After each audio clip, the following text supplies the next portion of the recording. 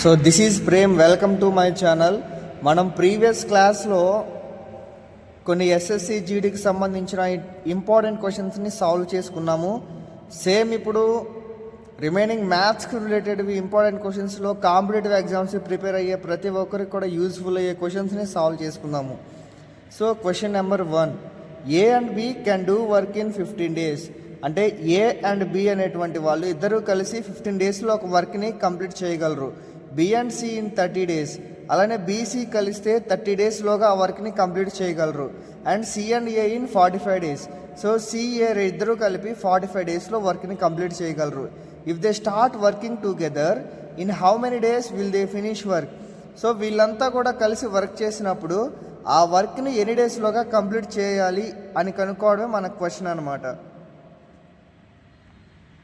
So దాంట్లో భాగంగా first A and B work in 15 days. So question ఇలా ఇచ్చినప్పుడు ఏమాత్రం టెన్షన్ పడకుండా జస్ట్ కూల్గా ఆలోచించడం మనం చేయాల్సిన హాఫ్ ఆన్సర్ అక్కడే వచ్చేస్తుంది. ఫస్ట్ ఏమి ఇచ్చారు, A and B can do work in 15 days. అంటే ఏ ప్లస్ బి ఇద్దరూ కలిసి ఒక వర్క్ని 15 daysలోగా కంప్లీట్ చేయగలరు. నెక్స్ట్ బి అండ్ సి ఇద్దరూ కలిపి ఆ వర్క్ని 30 daysలోగా కంప్లీట్ చేయగలరు. నెక్స్ట్ బి అండ్ సి ఇద్దరు కలిపి ఆ సేమ్ వర్క్ని 30 daysలో కంప్లీట్ చేయగలరు. నెక్స్ట్ సి అండ్ ఏ కలిసి 45 daysలో కంప్లీట్ చేయగలరు. అండ్ సి అండ్ ఏ ఇద్దరు కలిపి ఆ వర్క్ని 45 daysలో కంప్లీట్ చేయగలరు. సో వాడు ఏమంటున్నాడంటే if they start working together, so వీళ్ళందరూ కూడా కలిసి వర్క్ చేసినప్పుడు in how many days will they finish work. So టోటల్గా ఎన్ని డేస్ పడుతుందో కంపారిజన్ చేయండి. సో మనం ఈ 3కి ఎల్సిఎం చేసుకున్నప్పుడు ఓవరాల్గా 90 days పడుతుంది, అంతే కదా. 15 + 30 అనేటువంటి 45, 45 + 45 టోటల్గా 90 days పడుతుంది. ఒక 1000 టోటల్ వర్క్ కంప్లీట్ అవ్వాలి అని అంటే. సో దాంట్లో ఎల్సిఎం 15కి 19 ఎన్ని టైమ్స్ పోతుందో చూడండి. 15 19 చేసుకున్నప్పుడు 15 6 90. అలానే 30 డివైడెడ్ బై 90 చేసి 90 డివైడెడ్ బై 30 చేసుకున్నప్పుడు సో సేమ్ ఈ ఇద్దరు టూగెదర్ చేసినప్పుడు ఎంత పడుతుంది, 90 days. అంటే ఓవరాల్గా 3 days పడుతుంది. అలానే సి ప్లస్ ఏ ఎదురుగా చేసినప్పుడు 45, 90/45 అంటే మనకి 2 పడుతుంది. సో ఇలా వచ్చినప్పుడు మనకి టోటల్గా 6 + 3 + 2 6 + 3 + 2 11 డివైడెడ్ బై 2గా రాసుకోవాలి. సో ఇక్కడ 2 ఎందుకు వేసామో మీకు ఐడియా రావచ్చు. సో మీరు ఏ అబ్జర్వ్ చేసుకుంటే ఏ అనేది ఇక్కడ ఉంది, ఇక్కడ ఉంది, అంటే 2 times రిపీట్ అయిందా. నెక్స్ట్ బి ఇక్కడ ఉంది, ఇక్కడ కూడా ఉంది. అగైన్ బి అనేది 2 times రిపీట్ అయింది. నెక్స్ట్ ఇక్కడ సి ఉంది, ఇక్కడ కూడా సి ఉంది. సో మనం అన్నీ కూడాను 2 times రిపీట్ అవుతూ వస్తున్నాయి.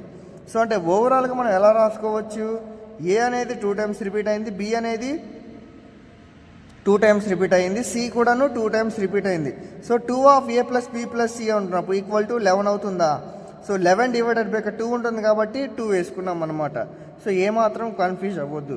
సో ఇప్పుడు మనం ఏం చేసాము, total how many days. So ఇక్కడ ఏం అబ్జర్వ్ చేయాలి, మనం టైమే కదా కనుక్కోవాల్సింది. సో 90 డివైడెడ్ బై సో టోటల్గా ఎంత టైం అవుతుంది అనేటువంటిది 11/2 అనమాట. Total work done 11/2. So denominator కింద డినామినేటర్ వచ్చినప్పుడు ఆటోమేటిక్గా డినామినేటర్ కాస్త న్యూమినేటర్గా కన్వర్ట్ అవుతుంది. సో 90 × 2/11. సో టోటల్గా ఎంత అవుతుంది, 180/11. సో దీన్ని మన ఏ ఆప్షన్ సూటబుల్గా ఉంటుందో చెక్ చేసుకోండి. సో ఫస్ట్ చూడండి, ఆన్సర్ ఈజ్ సింపుల్. సో మనం ఎంతైతే యాడ్ చేస్తే 180 వస్తుందో, సో ఇక్కడ 2 రావడానికి ఛాన్స్ లేదు. 11 × 66 చేసుకున్నప్పుడు చూడండి, ఒకసారి చెక్ చేయండి ఈ ఆన్సర్. అదే ఇది చూడండి ఆప్షన్ డి, 11 × 16 చేసుకున్నప్పుడు ఆన్సర్ 176 వస్తుంది. 176 ఈ మిక్స్డ్ ఫ్రాక్షన్లో ఉన్నది దీంట్లో కన్వర్ట్ అయిపోవాలంటే ఈజీగా ఛాన్సెస్ ఉందన్నమాట. అప్పుడేమవుతుంది, సో టోటల్ దీని ఆన్సర్ 16 × 4/11. సో చూసుకోండి, 11 6 176, అంటే 176 + 4 అంటే 180. సో సరిపోయింది. So answer is D. So question ఎలా ఇచ్చినా సరే ఫస్ట్ నీట్గా క్వశ్చన్ చదవడం అలవాటు చేసుకోవాలి. ఆ చదివినప్పుడే దాంట్లో ఉన్నటువంటి ఆన్సర్ ఆల్మోస్ట్ ఈజీగా ఉంటుంది. సో నెక్స్ట్ ప్రాబ్లం చేద్దాం చూడండి. సో నెక్స్ట్ క్వశ్చన్ మీరు అబ్జర్వ్ చేస్తుంటే, a student multiply a number by 1/5 instead of 1/4. అంటే 1/4 ప్లేస్ 1/4లో చేయాల్సినటువంటి నెంబరు మిస్టేక్గా 1/5లో 1/5 తోటి మల్టిప్లికేషన్ చేశాడు. Find the percentage of error in the calculations. So దాంట్లో ఎంత పర్సంటేజ్ ఆఫ్ ఎర్రర్ ఉందో క్యాలిక్యులేషన్లో ఐడెంటిఫై చేయాలి. సో ప్రాబ్లం ఇలా ఇచ్చినప్పుడు ఫస్ట్ ఇనిషియల్గా మనం చేయాల్సిన వర్క్ ఏంటంటే ఫస్ట్ రియల్ నెంబర్ ఏంటో చూడండి. రియల్ నెంబర్ అనేది 1/4ఏనా? సో 1/4 అనమాట. నెక్స్ట్ ఏమిటి? ఇన్స్టెడ్ ఆఫ్ 1/4 చేసాం కాబట్టి సరిపోయింది. సో మనం దేంతో చేశాడు? 1/5 అంటే ఈ ప్లేస్లో చేయాల్సింది ఈ ప్లేస్లో చేశాడు.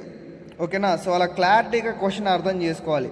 Find the percentage of error in the calculation. So problem ఇలా వచ్చినప్పుడు ఏం చేయాలో తెలుసా? ఫస్ట్ డినామినేటర్స్ రెండింటినీ కూడాను మల్టిప్లికేషన్ చేసుకోవాలి. సో ఈ రెండింటిని మల్టిప్లికేషన్ చేసుకున్నప్పుడు ఎంత వస్తుంది? 4 5 టోటల్గా 20 వస్తుంది. నథింగ్ బట్ ఎల్సిఎం చేసిన 20నే వస్తుంది కదా. సో ఇలా చేయాలి. ఇప్పుడు ఏం చేయాలంటే ఈ 20లో 4 ఎన్ టైమ్స్ పోతుంది. ఆల్మోస్ట్ 20లో 4 ఎన్ టైమ్స్ పోతుంది, 5 టైమ్స్ పోతుంది అనమాట. సో 5 టైమ్స్ పోస్తున్నప్పుడు ఆన్సర్ ఇస్ ఇక్కడ 5 వేసుకోవచ్చు ఈజీగా. సేమ్ అలానే ఈ 20లో 5 ఎన్ టైమ్స్ పోతుంది అబ్జర్వ్ చేయాలి. టోటల్గా ఎన్ టైమ్స్ పోతుంది? 4 టైమ్స్ పోతుంది అనమాట. 4 టైమ్స్ పోతుంది. సో ఈ విధంగా రాసుకోవాలి ఎర్రర్ ఇది. సో క్వశ్చన్ జాగ్రత్తగా అబ్జర్వ్ చేసుకుంటే మనం చేయాల్సినటువంటిది ఇది. దీని ప్లేస్లో 1/5తో చేశాడు. సో మనం ఇక్కడ 1/5ని 100 తోటి మ్యాచ్ చేస్తే సరిపోతుంది. అంటే 1/5లో సో ఇంత పర్సంటేజ్ చేశాడు కదా. So remaining so total percentage అనేది 100కి తీసుకుంటూ ఉంటాం కాబట్టి 100. 5 1s are 5 2s are 10 20% అనమాట. సో మార్జిన్ ఆఫ్ ఎర్రర్ ఎంత వచ్చింది మనకి ఇక్కడ? 20%. So solution is 20%. ఓకేనా? క్వశ్చన్ ఎలా ఇచ్చినా సరే నీట్గా చదివి ఐడెంటిఫై చేయడం అనేది చాలా ఇంపార్టెంట్ స్కిల్స్ అనమాట. సో ఇలా సాల్వ్ చేసుకోవాలి. అలా 2 క్వశ్చన్స్ కంప్లీట్ అయిపోయిన తర్వాత ఇప్పుడు మనం 3rd క్వశ్చన్ సాల్వ్ చేసుకుందాము. సో ఇక్కడ ఏమి ఇచ్చాడు? ఒక డెసిమల్ ఫామ్ ఉన్నటువంటి నెంబర్ ఇచ్చాడు. 9.567 bar in form of p/q where p and q are integers and q does not belongs to 0. అంతే కదా, does not to belongs to 0 అయినప్పుడు ఇదంతా కూడాను ఇన్వాలిడ్లోకి వెళ్ళిపోతుంది. ఫస్ట్ ఇలా ఇచ్చినప్పుడు సొల్యూషన్ ఎలా చేయాలో అబ్జర్వ్ చేయండి. సో మనకి ఇక్కడ ఇంటీజర్ పార్ట్ ఏముంది? ఇక్కడ 9 ఉందన్నమాట. ఇంటీజర్ పార్ట్ 9 ఉంది. ఫస్ట్ ఆ 9 ఇక్కడ వేసుకోవాలి. ఓకేనా? నెక్స్ట్ టోటల్ నెంబర్ ఎంత ఉంది? 567 ఉంది. సో ఇప్పుడేం చేయాలంటే మనం బార్ని అబ్జర్వ్ చేసామా? ఇచ్చిన క్వశ్చన్ ఇదే ఉంటుంది. 9.567 అంటే లాస్ట్ 2 డిజిట్స్కి మాత్రమే ఇక్కడ ఏముంది? బార్ అప్లై చేశాడు. సో బార్ అప్లై చేశాడు కాబట్టి టోటల్గా ఎన్ని డిజిట్స్కి ఉంది? 2 డిజిట్స్కి ఉందన్నమాట.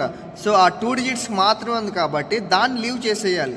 దాన్ని లీవ్ చేసి దేనికైతే బార్ లేకుండా ఉంటుందో దాన్ని మన నెంబర్ ఇక్కడ వేసుకోవాలి. సో క్వశ్చన్ ఎలా ఇచ్చినా సరే 567 సో డివైడెడ్ బై 567 -5 వచ్చిందా? అంటే దీనికి 5కి బార్ లేదు కాబట్టి ఇక్కడ ఏం చేసాము? ఆ బార్ లేనటువంటి నెంబర్ని సపరేట్గా -5 చేసాము. సో డినామినేటర్లో వచ్చేసరికల్లా ఇక్కడ ఎన్ని డిజిట్స్కి ఉంది? 2 డిజిట్స్కి బార్ ఉందన్నమాట. సో బార్ ఉన్నప్పుడు ఏం చేయాలి? 9గా వేసుకోవాలి. ఇక్కడ ఎన్ని డిజిట్స్కి అయితే బార్ ఉంటుందో అలా 9 పెట్టి డివైడ్ చేసుకున్నాము.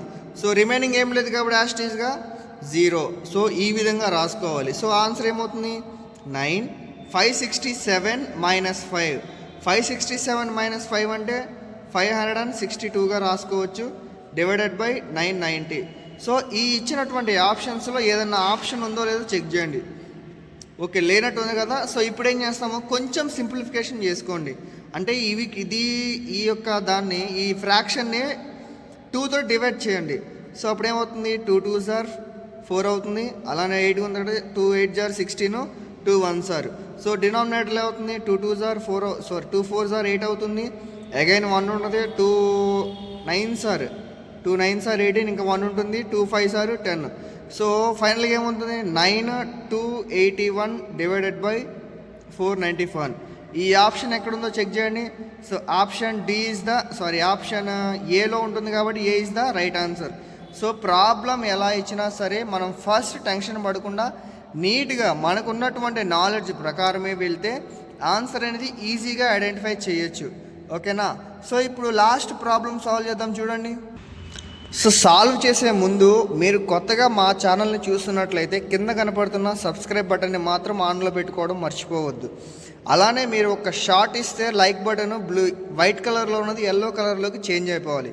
అలానే మీ ఫ్రెండ్స్ ఎవరైతే గ్రూప్స్కి కానీ ప్రిపేర్ అవుతూ ఉన్నారో, గ్రూప్ డి కానీ, ఎస్ఎస్సి కానీ, జీడీస్ కానీ, అలానే ఎంటీఎస్ కానీ, ఎలాంటి క్వశ్చన్స్ అయినా, ఎలాంటి కాంపిటేటివ్ ఎగ్జామ్స్కైనా ప్రిపేర్ అవుతున్నారో వాళ్ళకి ఈ రీల్ షేర్ చేయండి, వాళ్ళకి ఈ వీడియో షేర్ చేయండి. సో నెక్స్ట్ ఇంకొక ప్రాబ్లం చేద్దాం చూడండి.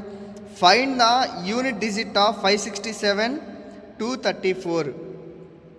సో మనం ఇక్కడ ఫస్ట్ ఏం చేయాలి, 567 ఇచ్చాడు, అలానే 234. సో ఈ ఇచ్చినటువంటి దానికి మనల్ని యూనిట్స్ డిజిట్ ఏంటో కనుక్కోమన్నాడు. సో ఇదంతా సాల్వ్ చేసిన తర్వాత యూనిట్ డిజిట్ ఎంతైతే ఉంటుందో దాన్ని మనం కనుక్కోమంటున్నాడు అనమాట. ఓకేనా. సో క్వశ్చన్ ఎలా ఇచ్చినా సరే యూనిట్స్ డిజిట్ ఇచ్చినప్పుడు దానికంటూ ఒక పర్టికులర్ ఫార్ములా అనేటువంటి ఉంటుంది. సో క్వశ్చన్ నెంబర్లో లాస్ట్ డిజిట్లో ఎంతైనా ఉన్నా, అంటే నథింగ్ బట్ 2 ఉన్నా, 3 ఉన్నా, 8 ఉన్నా అండ్ 7 ఉన్నా, సో ఇలా లాస్ట్ యూనిట్స్ డిజిట్లో ఈ నెంబర్స్ ఎక్కడున్నా కానీ సో దాన్ని ఆ టోటల్ దాన్ని కూడాను 4 తో డివైడ్ చేయాలి. ఏదైతే మన పవర్ ఉంటుందో దాన్ని 4 తోటి డివైడ్ చేసుకోవాలన్నమాట. సో ఇలా డివైడ్ చేసుకున్న తర్వాత మనకేమొస్తుంది, ఒక రిమైండర్ వస్తుంది. ఓకేనా, రిమైండర్ వస్తుంది. సో ఆ రిమైండర్ ఏమొస్తుంది, సమ్ రిమైండర్ అనేది వస్తుంది అనమాట. ఆ రిమైండర్ వచ్చిందా అన్నటువంటి దాన్ని ఆర్ ఇంటూ యూనిట్స్ డిజిట్ అనమాట. యూనిట్స్ డిజిట్ అంటే ఫస్ట్ ప్లేస్లో ఉంది కదా, ఫస్ట్ ప్లేస్లో ఉన్న దాన్ని రిమైండర్ తోటి స్క్వేర్ చేసుకుంటే వచ్చేస్తుంది ఆన్సర్. ఓకేనా. సో ఎలా సాల్వ్ చేయాలో చెప్తాను వినండి. ఫస్ట్ మనం తీసుకున్న దాని ప్రకారం లాస్ట్ డిజిట్లో అంటే యూనిట్స్ ప్లేస్లో 7 ఉంది. సో మనం ఈ ప్రాసెస్ చేయాల్సింది, అంటే పవర్లో ఉన్నదాన్ని 4 బై డివైడ్ చేద్దాం. ఫస్ట్ చూద్దాం ఫాస్ట్గా, 234 డివైడెడ్ బై 4. సో ఇలా చేసుకున్నప్పుడు ఏమొస్తుంది, 4 1s పోతుంది. అలానే ఈజీగా ఉండడం కోసం చూడండి, 234 డివైడెడ్ బై 4 చేద్దాము. నెక్స్ట్ 4 5s 20 ఉంటుంది, 20 రిమైనింగ్ 3 ఉంటుంది, నెక్స్ట్ 4 ఉంటుంది, 4 8s 32. సో అంటే మనకి రిమైండర్ వచ్చేసరికల్లా 2 ఉంది.